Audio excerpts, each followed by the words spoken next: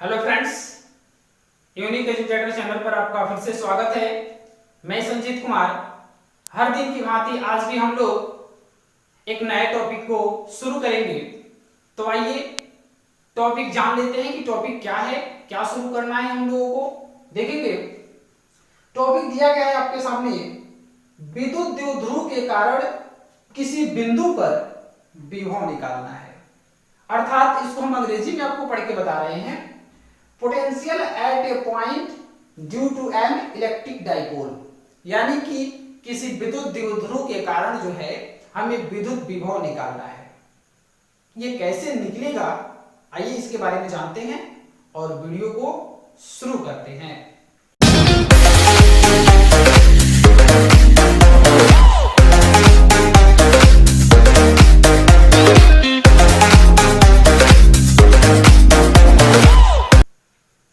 तो आइए दोस्तों, हम लोग देखते हैं कि ये विद्युत विभव जो है कैसे निकाला जाएगा। इसके लिए सबसे पहले हम लोग क्या करेंगे कि एक फिगर ड्रॉ करेंगे और फिगर के साथ ही मैं कुछ स्टेटमेंट जो है बोलते रहूंगा।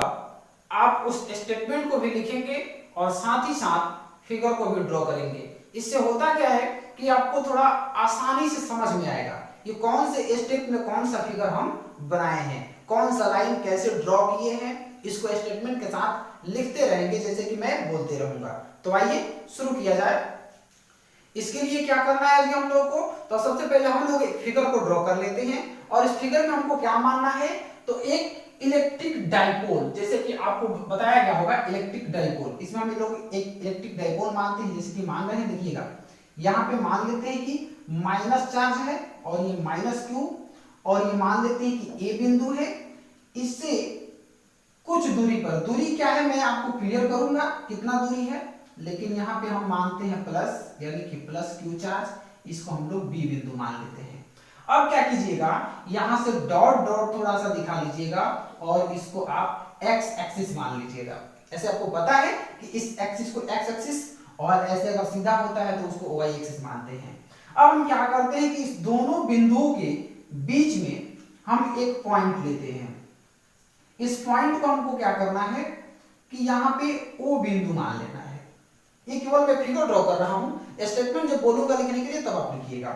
अब इसको क्या करना है, यहां डॉटेड करना है आपको।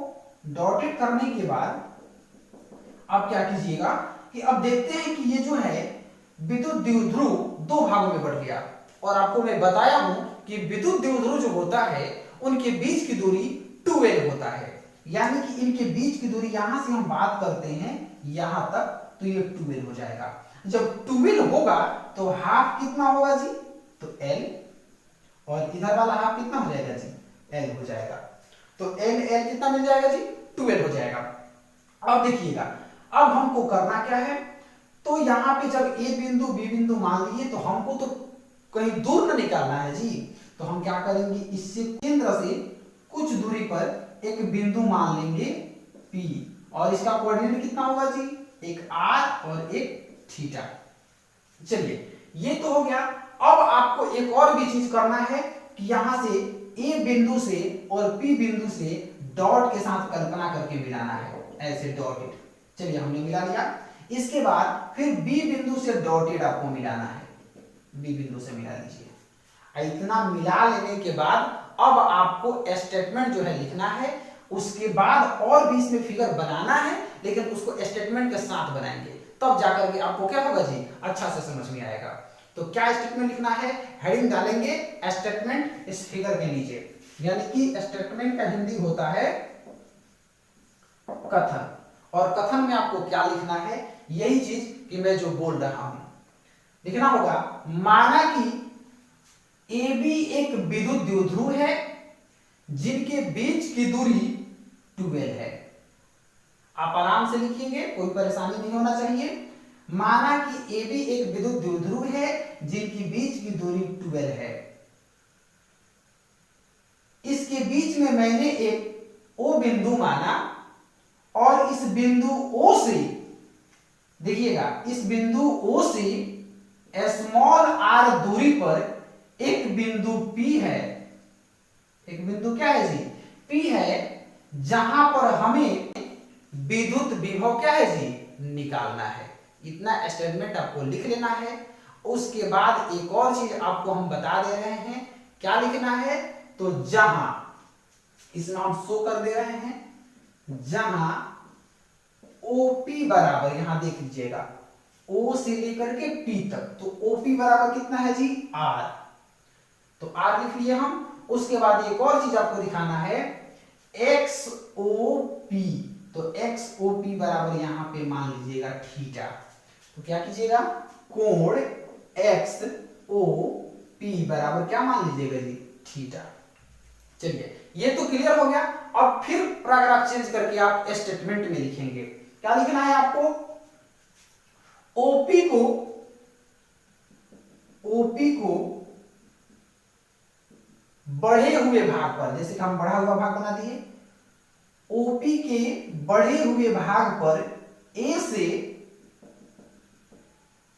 एम लंब डाला, इसको लिखना होगा आपको, ओपी के बढ़े हुए भाग पर ए से एम लंब डाला, साथ ही बी से बीएन लंब ओपी पर डाला। यहां भी एक क्या कीजिएगा जी, लंब डाल दीजिएगा और इसका नाम रखिएगा एन। तो इस तरह से आपको लंब डाल लेना है, एक यहां पे और एक यहां पे। और आपको देख रहे हैं ये एक्स एक्सिस हो गया, तो इसको हम लोग क्या मान लेंगे जी, वाई एक्सिस मान लेंगे।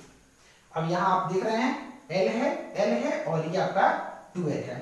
अब आइए हम लोग देखते हैं, अब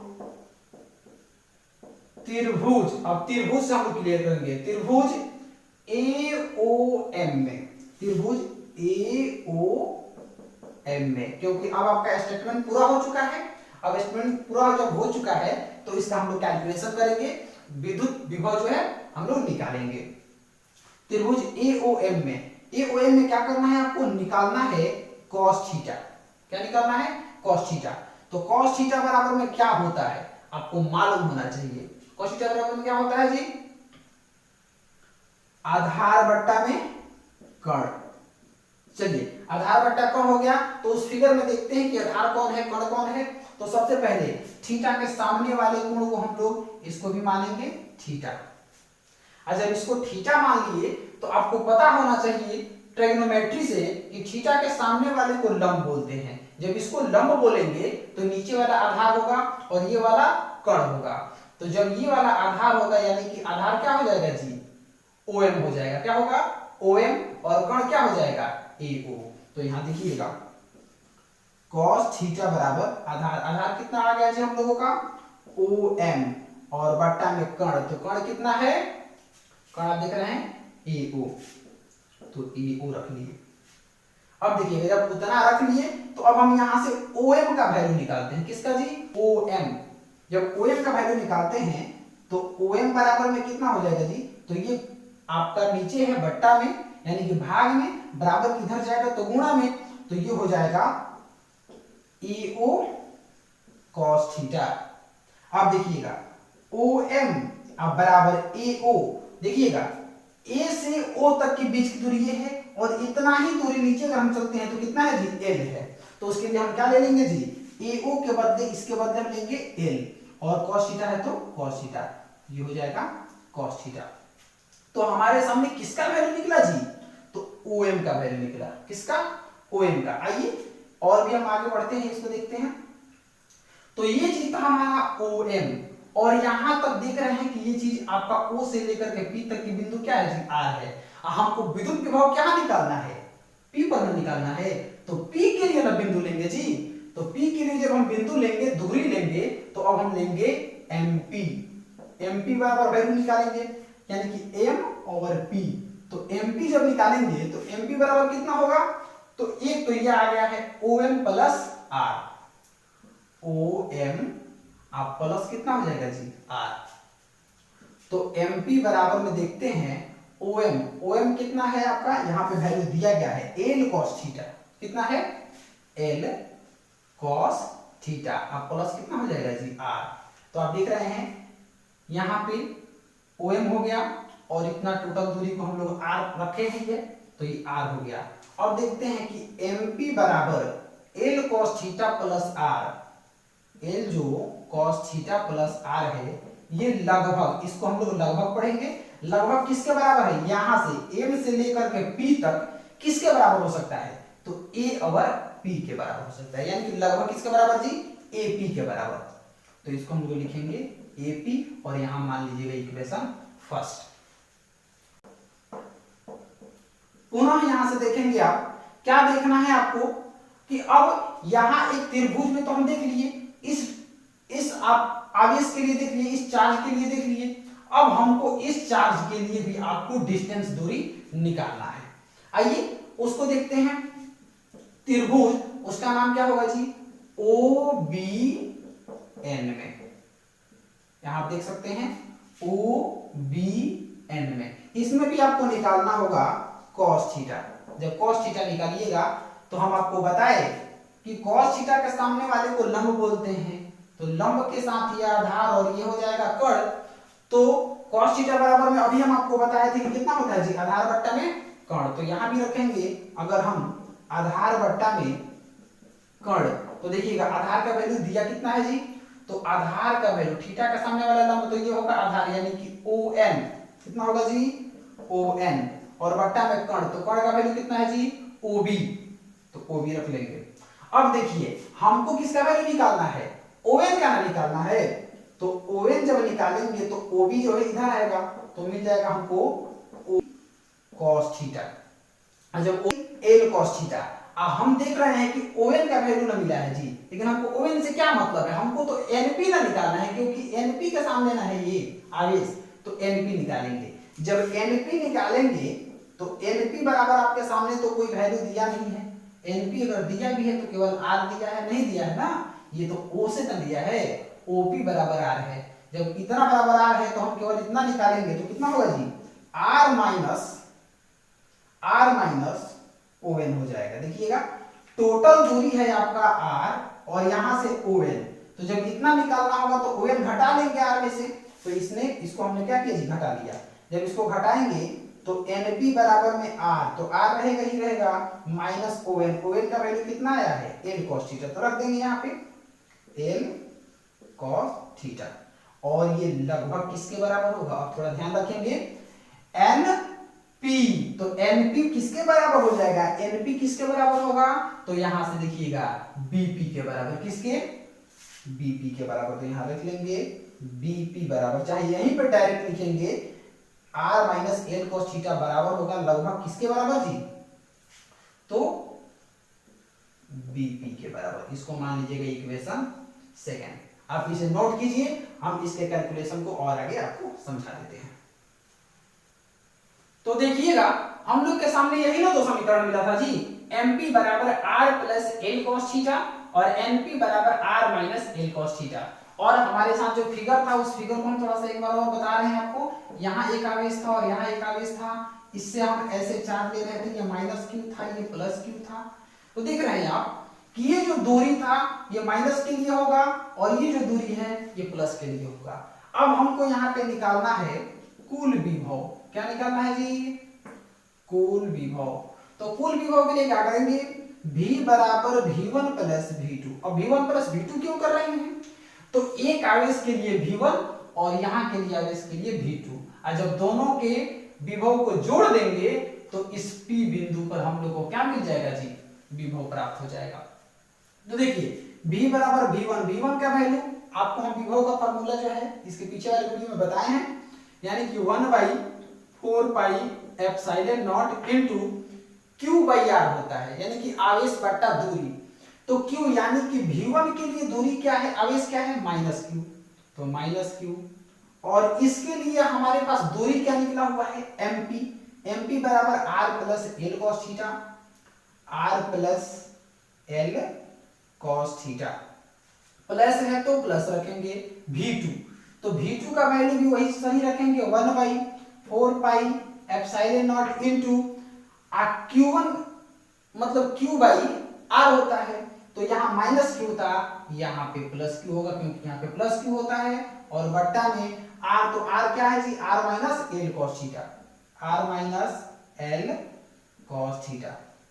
चलिए अब हम देखते हैं इसका कैलकुलेशन करते हैं। V बराबर इसको थोड़ा सा अच्छा लगने के लिए, सजाने के लिए हम प्लस वाले को पहले माइनस वाले को बाद में रखते हैं। तो उसको लाते हैं यहाँ पे 1/4 pi epsilon not into plus q by r minus l cos theta. हाँ देखिएगा यहाँ माइनस ही आगे माइनस आके जुड़ेगा तो यहाँ माइनस हो जाएगा। क्या हो जाएगा 1/4 pi epsilon not into q by r plus l cos theta. देखिएगा अब यहाँ हमारे पास जो ऑप्शन दिख रहा है इसमें से कुछ कॉमन हो सकता है। क्या कॉमन हो सकता है? तो इसमें से q कॉमन हो जाएगा और 1/4 पाई एप्सिलॉन नॉट कॉमन हो जाएगा। तो कॉमन करिए तो q/4 पाई एप्सिलॉन नॉट एक ही साथ कॉमन कर लेते हैं। अंदर क्या बच रहा है? तो 1/r minus l cos theta minus 1/r plus l cos theta, इतना बच रहा है। देखिए अब यहाँ v बराबर, यहाँ तो ये मिला हमको q/4 पाई एप्सिलॉन नॉट। इसका हम क्या करते हैं कि आपका फ्रिक्शन का सबटेट जो है निकाल लेते हैं, यानी कि बट्टा का घटाव। तो इन नीचे वाले का हम एलसीएम निकालते हैं तो ये मिल जाएगा r minus l cos theta into ये मिल जाएगा r plus l cos theta. अब देखिए आपको पता है कि नीचे नीचे वाले में हम लोग क्या करते हैं जी, भाग देते हैं। तो r minus l cos theta से भाग देंगे तो r minus l cos theta खत्म हो जाएगा तो l प्लस वाला बचेगा, यानी कि 1 से मल्टीप्लाई करेंगे तो r plus l cos theta और माइनस है तो माइनस। यहाँ देखते हैं तो प्लस वाला से प्लस वाला कैंसिल हो जाएगा, माइनस वाला बचेगा। r माइनस सॉरी यहाँ माइनस और ये मल्टीप्लाई हो जाएगा तो प्लस हो जाएगा, प्लस l cos थीटा। तो इतना वैल्यू मिल गया। अब देखते हैं यहाँ एक प्लस में r है और एक माइनस में है तो r से r क्या हो जाएगा जी, कैंसिल हो जाएगा। आइए इसके बाद हम उसको उधर बना देते हैं। हम लोग के साथ क्या बचा हुआ है जी, तो यहाँ पे v बराबर q/4 pi epsilon not into, अब यहाँ देखेंगे l cos theta plus l cos theta तो कितना हो जाएगा 12 cos थीटा, दोनों को जोड़ दीजिएगा 12 cos थीटा। अब बट्टा में कितना है जो उसको आप लिख लीजिएगा r minus l cos theta r plus l cos theta, यानी कि a minus b a plus b। तो आपको मालूम है a minus b into a plus b बराबर में होता है a square minus b square, यानी कि इसका आप स्क्वायर कर लीजिएगा तो ये मिल जाएगा हमारे साथ r square minus l cos theta का स्क्वायर। अब देखिए यहाँ पे हम कुछ आपके सामने जो है डॉटेड करके हम कुछ एक साथ ले रहे हैं, यानी कि Q और 12।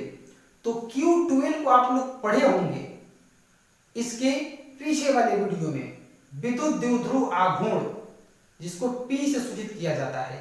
P बराबर में होता है Q इंटू 12। तो इसलिए हम V बराबर में इस सब के बदले क्या रखेंगे जी, तो इसको हम रख लेते हैं 1/4 पाई एप्सिलॉन नॉट, इन सबको मिला के हम रख लेते हैं P और cos थीटा, यानी कि Q इंटू 12 को हम क्या रखे हैं जी, P रखे हैं और नीचे आपका r square minus l cos theta का स्क्वायर। और यही चीज जो था हम लोगों को क्या करना था जी, इसे मान लीजिएगा इक्वेशन 1, इसे ही हम लोग को प्रूफ करना था। तो ये आपका अब प्रूफ हो गया। यही चीज जो होगा आपका विद्युत द्विध्रुव के कारण किसी बिंदु पर क्या होगा जी, विभव होगा। इसमें कुछ हम लोगों को महत्वपूर्ण बातें और भी जाननी होती है जो स्पेशल केस के माध्यम से थोड़ा सा हम जान लेंगे। एसपीएल केस, एसपीएल का मतलब स्पेशल केस। स्पेशल केस यानी कि फर्स्ट में इफ अगर थीटा बराबर 0 डिग्री, मान लीजिए थीटा बराबर 0 डिग्री, तो इसको हम लोग क्या कहेंगे जी, अक्षीय स्थिति में। अक्षीय स्थिति क्या होगा मैं आपको समझा दे रहा हूं। अक्षीय स्थिति कहने का अर्थ है कि जैसे कि मान लीजिए यहाँ पे इसको समझेंगे, मान लीजिए कि अगर यहाँ पर कोई आवेश है, यहाँ पर आवेश है और इसी आवेश के साथ ही कहीं पर इधर एक P बिंदु है, तो इसको अक्षीय स्थिति ना बोलेंगे, यानी कि इस P बिंदु पर हमें आवेश निकालना होगा, विभव निकालना होगा। तो अगर इसको निरक्षीय स्थिति कहने का मतलब यहाँ पे ऊपर की तरफ, तो अक्षीय स्थिति के लिए 0 डिग्री लेते हैं और निरक्षीय के लिए क्या लेंगे जी 90 डिग्री लेंगे। तो अक्षीय स्थिति को समझ लेते हैं पहले। तो वैल्यू क्या हो जाएगा v बराबर में 1/4 pi epsilon not into p cos theta की जगह पे क्या रखेंगे cos 0 डिग्री, क्या रखेंगे जी cos 0 डिग्री, क्योंकि यहाँ पे 0 डिग्री है।